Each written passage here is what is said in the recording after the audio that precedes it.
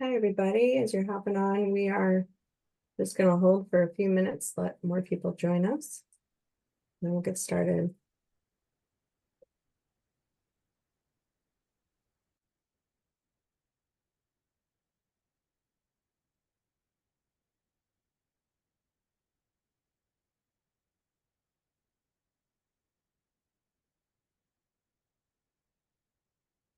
Okay, I'm going to get us started. Good afternoon, everybody. I'm so glad everybody could join us today for our SSBG post-expenditure report training webinar. You might notice on this slide a couple of new things, including the new SSBG logo. There's also a new Office of Community Services logo, which might look a little bit familiar. They were really pleased with the former SSBG logo and borrowed some of that imagery for the whole office. So we were delighted to share in some of that beautiful imagery. And we have a little bit more of a modernized look here for our slides. Today, we've got a really robust agenda for you. We are excited to introduce the team. We have some new additions and provide some general background about where our grant program is located in the Office of Community Services. We'll give a broad overview of our program, present our service categories for our program, clarify the purpose of our pre-expenditure versus our post-expenditure reports, highlight information that should be included in your post-expenditure report as a grant recipient of the SSBG program. We'll also get to have a demonstration of the SSBG portal through our partners over at WRMA, and then provide some quick tips at the end before we take some time for question and answer. So thank you all again for joining us. We're delighted you could attend today. This webinar will be recorded and posted on our portal website after we wind down. So without further ado, I would love to introduce the team. We have recently experienced some transitions on our team. Sharice Johnson, our acting division director, has moved on. She's still within ACF, luckily for us, but she's in a new role now. So our new acting division director is Cheryl Zuni, and I would love to invite her at this point to participate and introduce herself. Cheryl? Thank you, Beth. I appreciate it. Hello and good afternoon, everyone. Thank you so much for this opportunity to share the virtual space with you and this webinar today. I am Cheryl Zuni, and I am the Interim Division Director of Social Services. I am very honored and grateful to join and lead this team, which consists of very passionate professionals, as you all are aware, that are committed to assisting and supporting all of you, our grant recipients, in the very crucial work we do for our communities. Together, I intend to continue the significant strides, and my goal is to maintain, to build upon our successful momentum to carry out the goals on behalf of our communities and the impact we make there. As always, our team is here to support you. So if you have any questions, if you need any assistance, please do not hesitate to reach out to us. We are more than happy to help to find the answer. We may not have an answer immediately, but I do commit that we will find an answer and we will get back with you with a response. I'm looking forward to working with all of you. And together, I think we can carry out the great work that we do. So I look forward to it. With that, I'll turn it back over to Beth, and she's going to introduce our amazing team. Thank you all. Thanks, Cheryl. Thanks so much for joining us today. Today is Cheryl's second day in the role of acting division director for our division, so we're really pleased she could attend. As mentioned, I am Beth Plewa. I am the Division of Social Services Program Operations Branch Chief. Also on our team, a lot of you are probably familiar with Josetta Alexander, who is our Senior Program Specialist overseeing Regions 1, 3, and 8. Alongside her, we have Jamia Furbush, who is a Program Specialist working with Regions 2, 4, and 7. Also on our team and presenting today is Hannah Wong, who is a program specialist that works with Regions 5 and 9. Ali Richards is also presenting today. She is a program specialist that works with Regions 6 and 10. And then finally, we have a brand new program specialist that just joined our team recently named Lauren Ryan, and she'll be getting acclimated to the team and then take on some of the work with you all at the regional level as well. So again, thank you for joining us. Looking forward to a great presentation and Q&A at the end. And please don't hesitate to put your questions into the chat, and we will get to those at the end of the presentation. At this point, I will ask Ali and to come off of mute and join me. Thanks, Ali, and I'll hand things over to you. Thanks so much. Thank you, Beth. So all SSBG grant recipients are required to submit a post-expenditure report by March 30th each year, unless you follow the state fiscal year, which the deadline is December 31st. This submission is crucial for maintaining compliance and ensuring transparency in how funds are utilized. During this training, we will walk you through the requirements and detailed steps involved in submitting your post-expenditure report accurately and on time. Additionally, we will review some general background information about SSBG to provide context and ensure a comprehensive understanding of the program. Questions throughout the session, please feel free to use the Zoom Q&A feature. We'll address your questions at the end of the training and to ensure everyone receives the information they need. Next slide, please.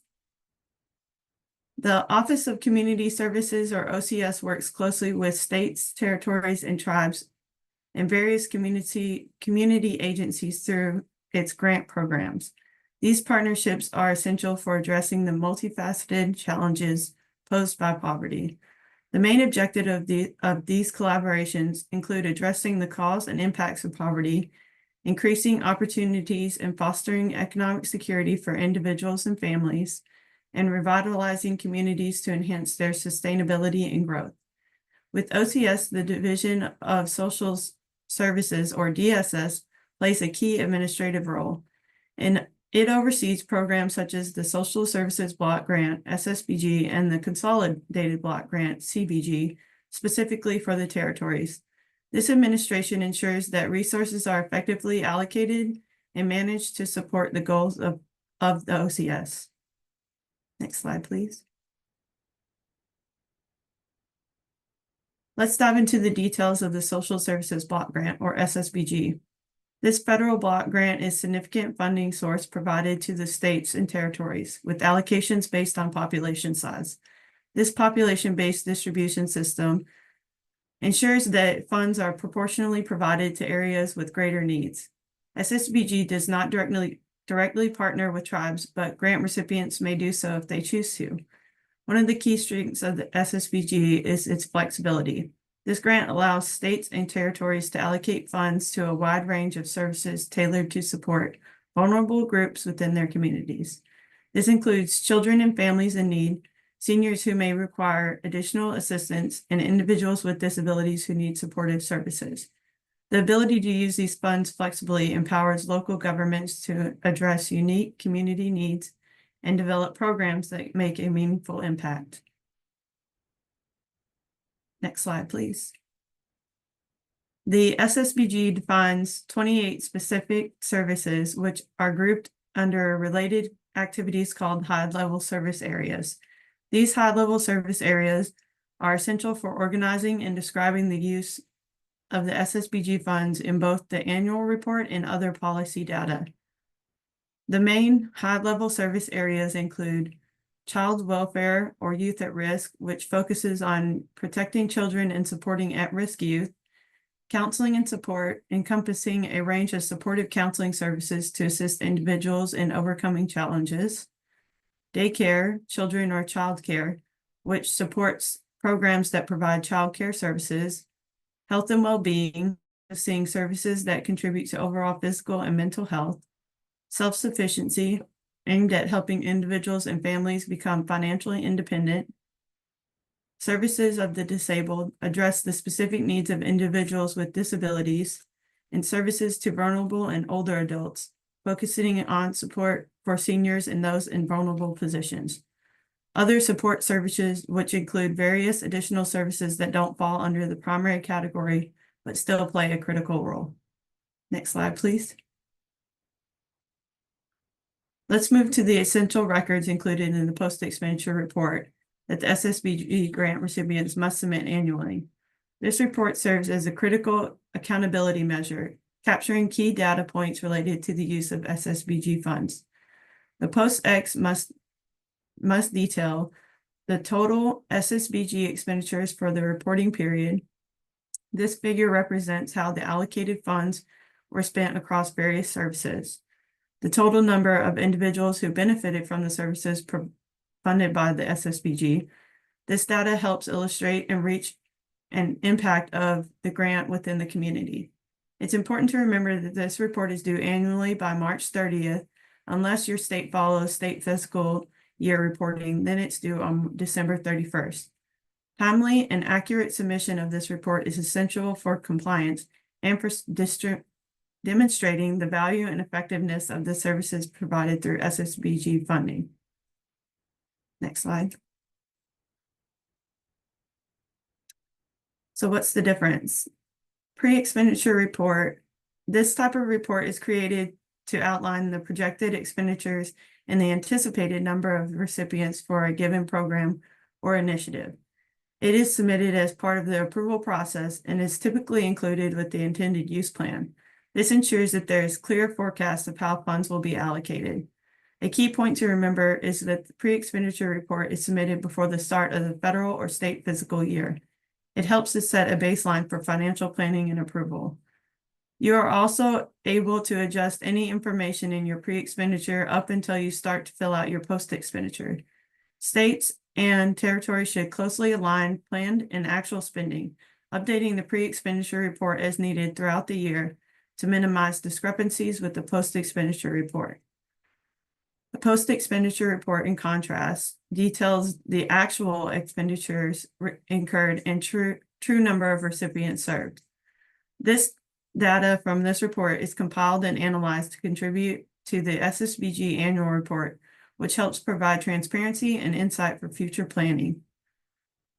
Unlike the pre-expenditure report, the post-expenditure report is submitted after the fiscal year has concluded for the reconciliation of projected versus actual figures. And now I will turn it over to Hannah, who will cover requirements for the post-expenditure. Thank you so much, Ollie. So like she said, I'm going to be covering the required components of the post-expenditure report and the data you will need in order to fill it out successfully. When you access the post-expenditure report form, it is going to be a web form, and it is divided into 3 pages or tabs. So I thought it would be most helpful for me to go through each of these pages or tabs and detail the components and information that is required for each. So the first tab that you will come across when you enter the post-expenditure report form is a tab called Definitions. And all that is required for you to fill out on this page is a handful of sort of overhead information. You'll be asked to provide contact information for your state or territory SSBG program contact, as well as your state or territory official contact. You will be asked to provide the state or territory definitions of the terms child, adult, and family. And then you will be asked to answer a few questions about TANF transfer if you are making use of the TANF transfer into SSBG funds. Some of these components may sound familiar if you have experience filling out the intended use plan and pre-expenditure report. You will note that this is a lot. Like this asks for a lot less overhead information than the IUP and pre-ex do, and this is by design. We are not trying to capture nearly as much information as the IUP does, in part because you have already provided that to us earlier in the fiscal year, so you do not need to go through all of that again. Next slide, please. The second tab of the post-expenditure report form is titled Expenditures, and this is going to be the real meat of the post-expenditure report. So we are asking you to look back over the fiscal year and look at all the services that were funded using your SSBG allocation. And then we're asking you to categorize those services in accordance with the 29 service categories defined by the SSBG office. And to report the amount of the SSBG allocation that was spent funding services in each of those service categories. So for each relevant service category in which you're reporting expenditures, you will also be asked to break down those expenditures between the current year, or rather reported year SSBG allocation, carried over SSBG allocation funds, current year TANF transfer funds, carried over TANF transfer funds, and then any other federal, state, and local funds that you feel are relevant to include in the report. You will also be asked to indicate whether the services in each service category were provided by public agencies, private agencies, or a mixture of both. And you may find that you fill out as few as just one service category in the post-expenditure report, or as many as all 29. We just ask that you provide a comprehensive overview of all the services that were funded with all the expenditures SSBG allocated to you in that fiscal year, and categorize them appropriately. Next slide, please. And then the third tab is recipients, which is sort of the counterpart of the expenditures tab. We are asking you to report the total number of individuals who received SSBG funded services in each service category in which you funded services. And once again, we are asking you to break down the recipient information, this time demographically.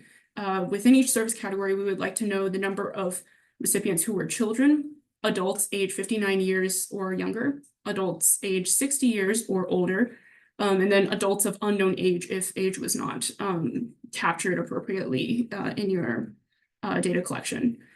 You will also be asked to provide a brief description of any eligibility criteria that may apply, or to indicate if you are going to provide that information to us in email along with your submission.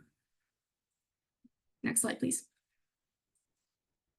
So a little note about TANF transfer, since you've heard me mention that a couple of times. For any grant recipients who make use of TANF transfer into SSBG and use those funds accordingly to fund services, you must include that information in your post-expenditure report. Please include the total TANF transfer amounts as part of each service category in which they were included under the expenditures tab. And then also make sure to include the recipients of TANF transfer funded services in the recipients tab, even though you will also notice that the recipients tab doesn't ask you to distinguish between like recipients of TANF transfer funded services versus recipients of solely SSBG funded services. That would be a very, very thorny sort of distinction to make. So we're not asking you to distinguish that, but they must be included, the recipients of these TANF transfer funded services. As a note, please remember that TANF transfer funded services are restricted to recipients at or below 200% of the federal poverty line. This departs from the SSBG regulations, which do not specify at the federal level any restrictions for recipients of SSBG funded services. Furthermore, when including TANF transfer information in your post-expenditure report, please ensure that it is consistent with what is reported in your federal financial report, ACF 196R, that you fill out about TANF and submit a copy of alongside your IUP and pre-expenditure report every year. Next slide, please. And I'm also going to add a note about carryover information, since this can be a little bit of a confusing point for grant recipients and people filling out the post-expenditure report.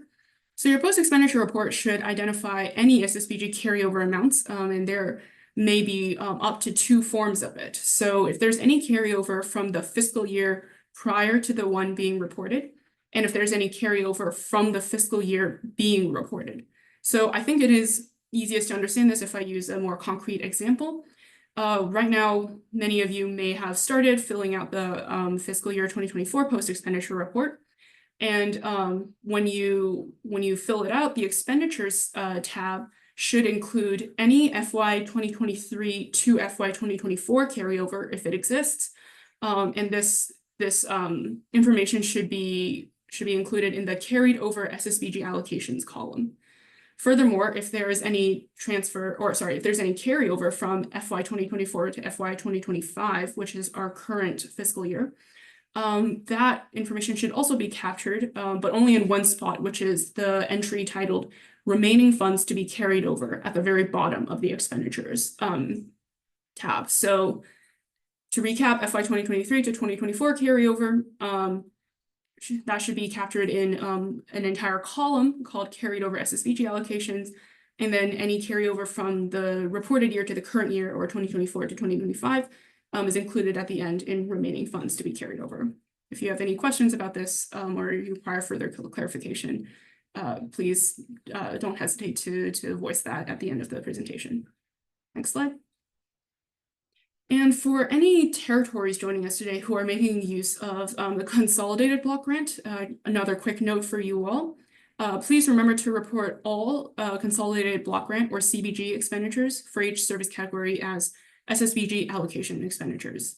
You will, as usual, distinguish between current year allocation versus carryover if applicable, but do not try to split CBG between SSBG expenditures and other block grant expenditures, in part because these funds have in fact all been consolidated and are considered one source of funding.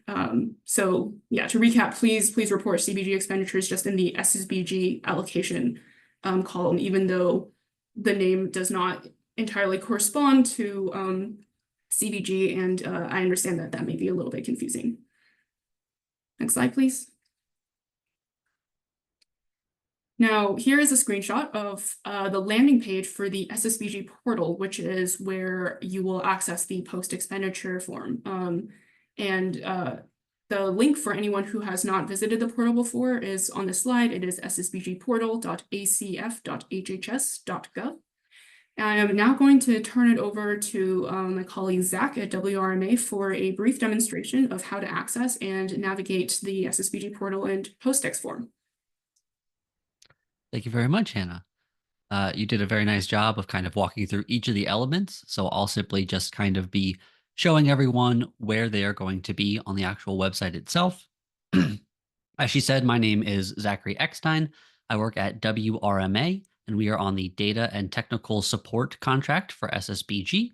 So we run the SSBG website, and we are the SSBG technical support team. So whenever you email support@ssbgportal.net, it will be one of my team members or myself responding to you. We have myself, Amara Cragg, and Esmeralda Chavez, who are currently on our team. So if you do have any technical issues with the website or questions about your report, you can always feel free to contact us. Okay. Go ahead and share my screen here. So here we are on the welcome page of the SSBG website after you log in. We are on the example website, and I'm logged in as an example state user. So the first place that I'm going to go as a user is forms, and I'll see my 3 form options here for my state. Today, we're talking about the post-expenditure report. So we'll click that link, and we'll land here on the most recent year. We'll want to double check what year we land on with our dropdown and identified over here. So if we were to change the year, for example, make sure the page reloads and you have the current year that you're looking for actually listed on the side here. So as Hannah described, we have 3 tabs for our post-expenditure report: definitions, expenditures, and recipients.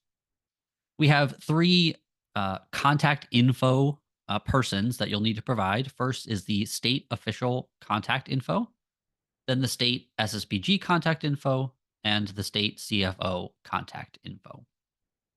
We ask for information for each of those 3 individuals, followed by the definitions of child, adult, and family for your state for the services that are provided.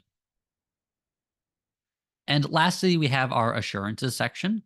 This is where the first two checkboxes are about carryover funds and about the transfer of TANF into SSBG to make sure those rules are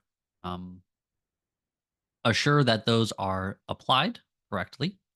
And then finally, we have two questions about the actual use of funds for TANF and to make sure that those TANF transfer funds are reflected correctly in the ACF 196R.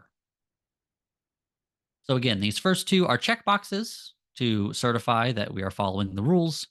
And the next two are yes or no questions. And if you check no, please provide an explanation for your program specialist to review.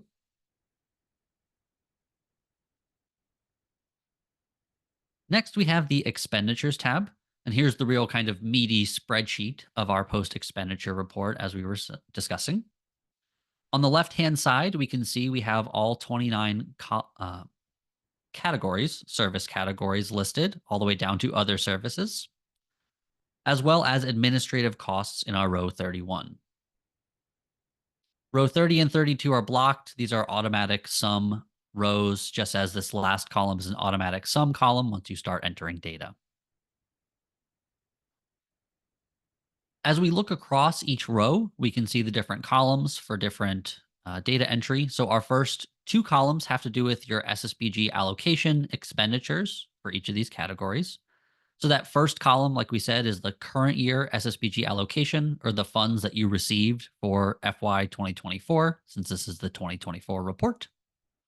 If you expended funds that you carried over from the previous year, FY 2023, then you'll mark those expenditures in column number 2. So any funds you carried over from last year that you are now expending this year in the second year of your 2-year period for expenditures, since carryover can only go for 2 years. Our third column is going to be for any TANF transfer funds. So that's funds you transferred in for FY 2024 up to that 10% of your TANF block grant, and that you expended for SSBG services will go in column 3. And then if you carried any of those funds forward, those TANF transferred funds, like you transferred them in FY 2023 and you carried them to 24 and you're expending those will go in column number 4. Lastly, if you expend any funds alongside any of these first 4 columns, so if you have anything more than 0 in the first 4 columns, any of them, you will also indicate any other federal, state, and local funds that were expended for that service alongside SSBG funds. Our last column is, again, the total expenditures column that will automatically total all 5 of the previous columns. Next, we're asking if you're providing actual or estimated amounts of the dollars in your post-expenditure report. We understand the way that some of the money is divided. Some of these are estimated at times between the different services. The provision method, whether it's through a public or private institution or both, as these are checkboxes. And finally, just to make sure, a last check to make sure you filled out column number 5, check off to ensure that you have. You'll do that for each of the rows where you expended SSBG funds or funds transferred into SSBG from TANF. All the way down until we get to line 34.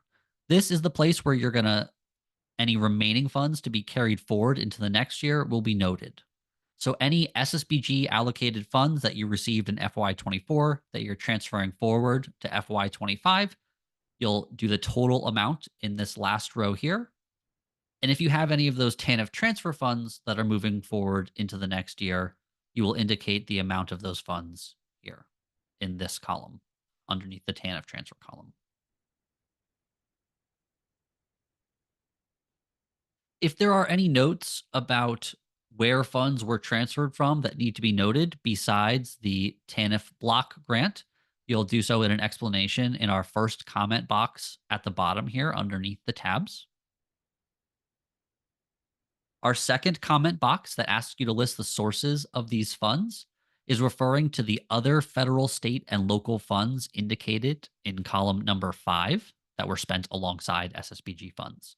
So to the best of your ability, please describe what other grants or places those funds came from. And finally, if you did provide any dollar amount or recipient or mark recipients for other services, our category 29. Please provide a narrative and list what those other services may be so we have some idea of what that category entails for your state. Finally, if you have any additional comments or there are notes to be left on your report, they will go in the additional comments box at the bottom.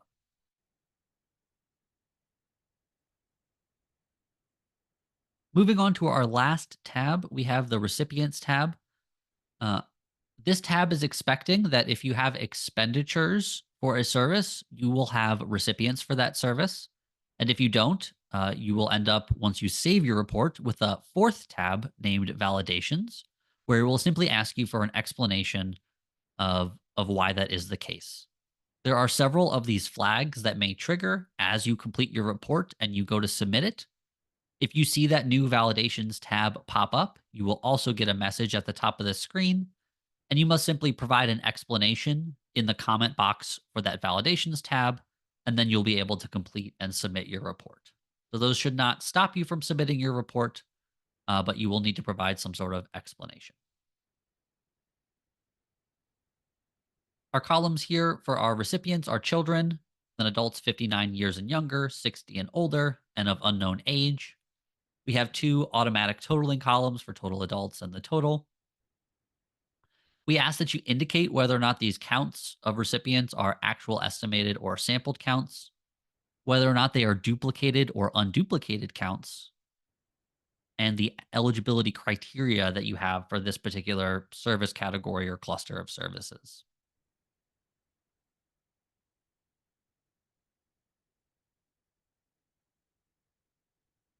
At the bottom of this recipients tab, we simply have the final total row at the bottom that will automatically total up those numbers for you if you want to use that as a data check. Once you complete filling in your report, you can, of course, save it throughout as you enter data. If you need to leave and come back, save.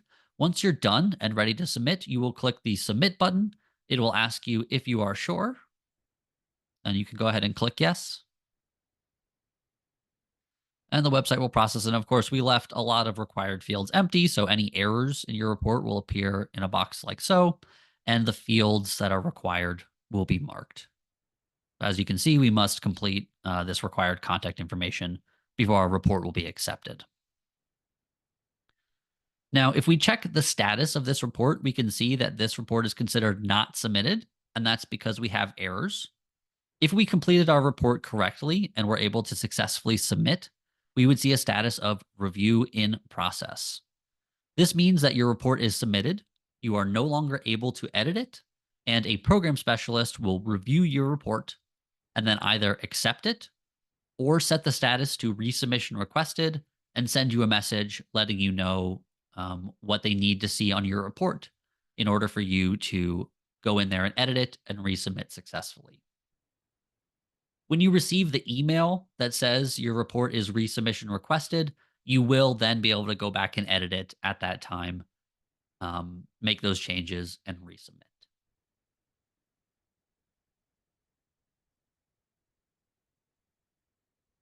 Once you complete your pre and post expenditure report for a fiscal year, you will be able to do some checking on your performance measure calculation. So this is the performance to plan or your pre and post report comparison.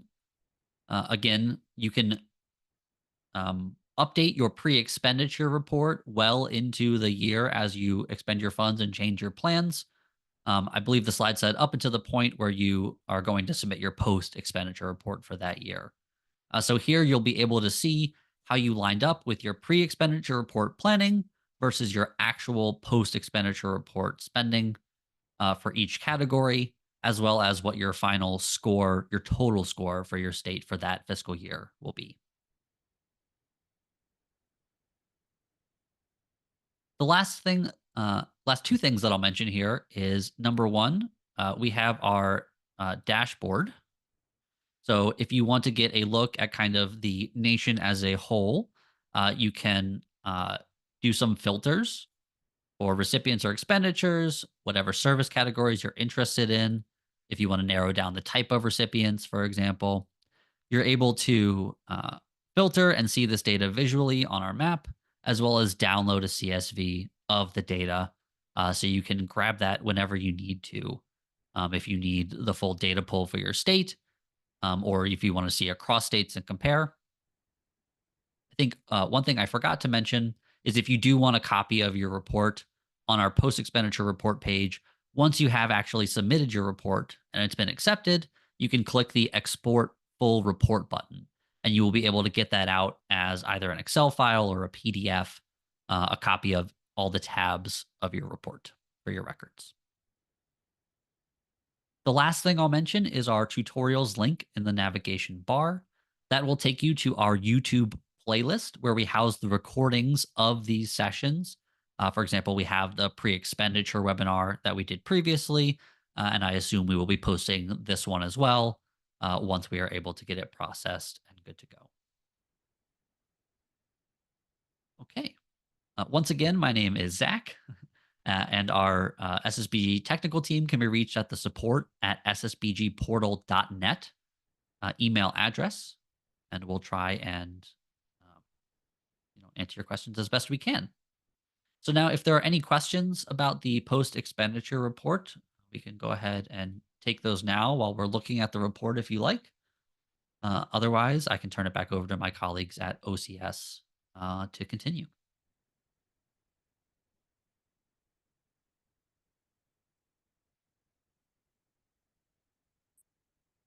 Thanks, Zach. That's a great question about any questions coming in. I would encourage folks to submit any questions about the portal at this point, just for efficiency.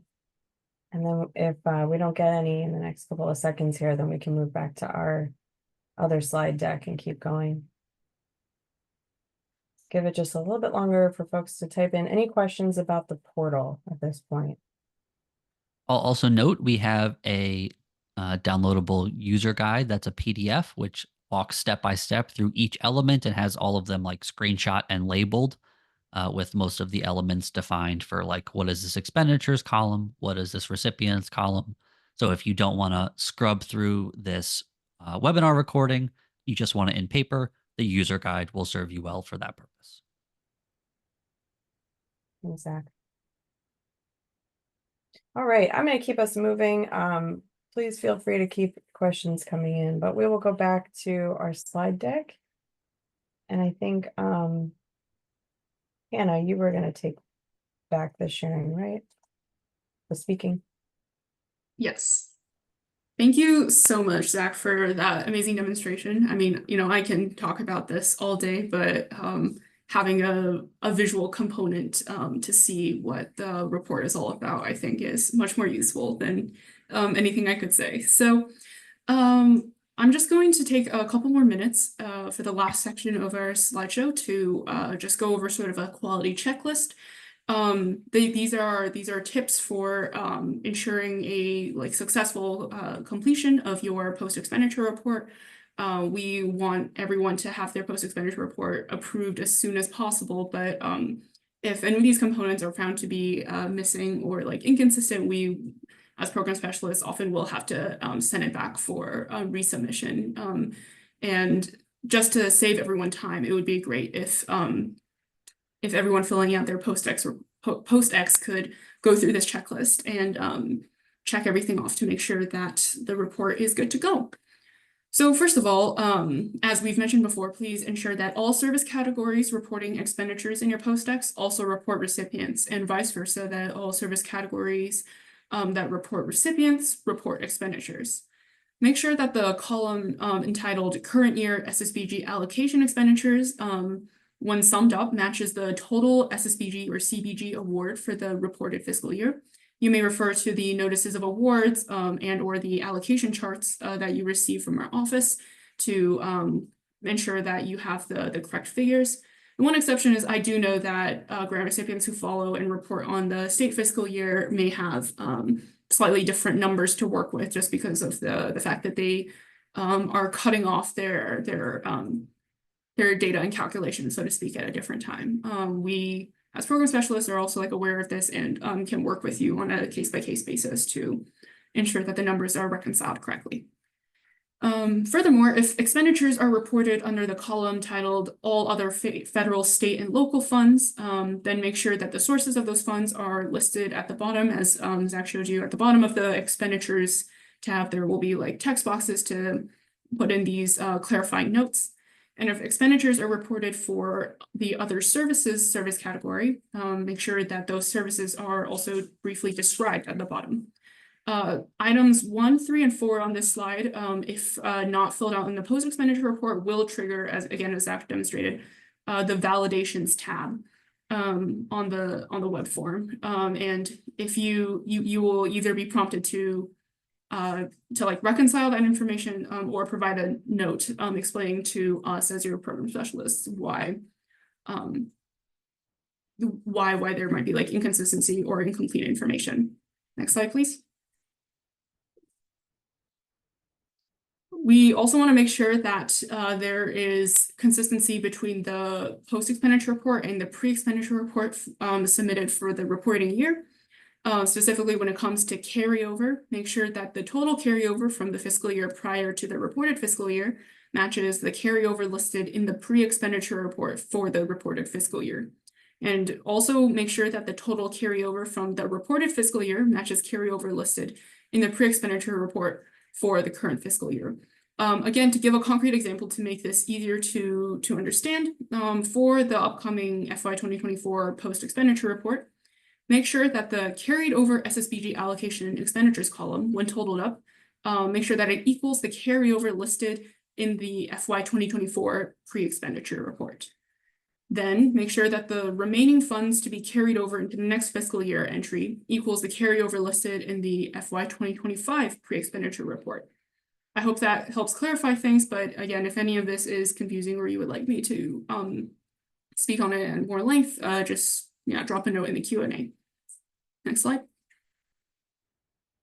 And relatedly, please ensure that carryover information for any TANF transfer funds used is also consistent with figures in the pre-expenditure reports, and that TANF transfer amounts in general are consistent with the ACF 196R form that I referenced earlier. Next slide, please. All right, and with that, I am concluding our presentation. Here we have a slide of just some more useful links. In an earlier slide, you will see the link for the SSBG portal where you can access the post-expenditure report itself. Here we have links to the SSBG webpage under the ACF website, and then an email address for SSBG portal technical support, as well as the general email for the SSBG program office.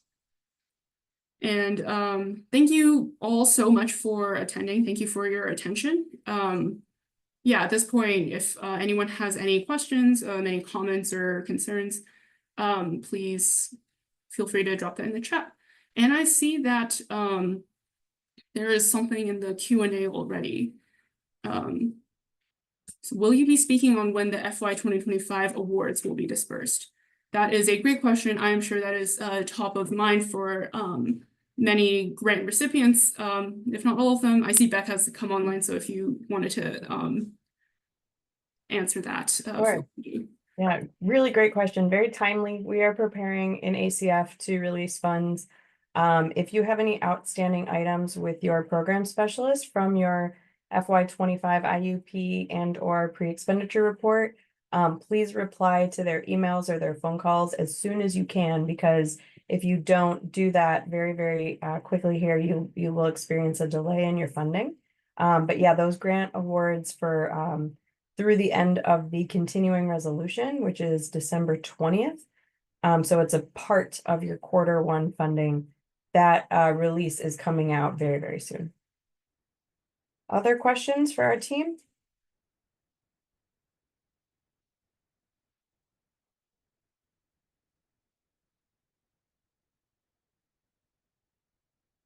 Feel free to drop them in the chat or the Q&A section. We'll also take questions for WRMA on the portal or any of the speakers that you heard from today.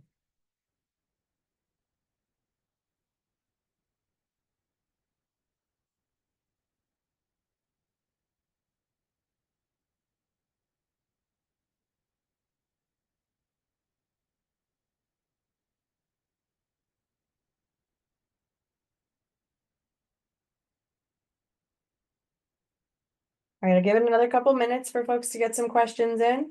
In the meanwhile, we want to thank you for participating today with us.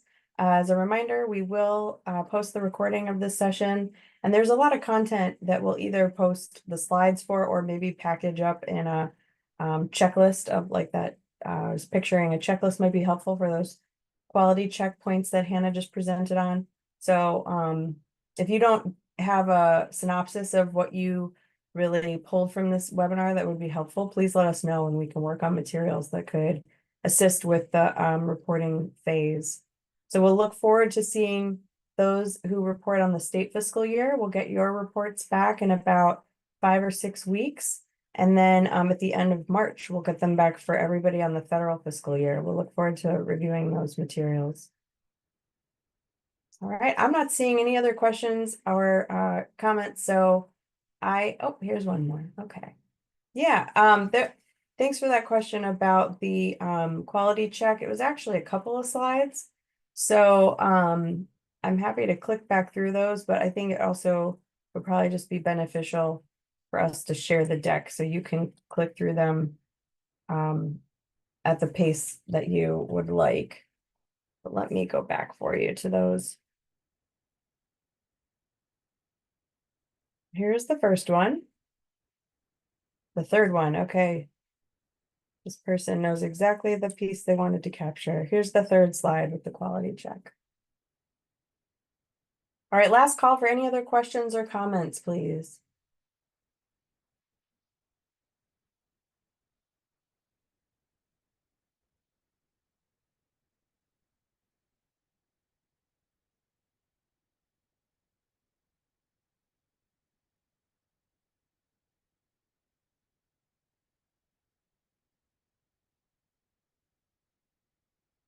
All right, team, I'm going to close this out. If you have any other questions, please don't hesitate to be in touch with your program specialist or our inbox. You can see the email address for that at the bottom of the slide. We appreciate you, appreciate your time, and we'll talk to you soon.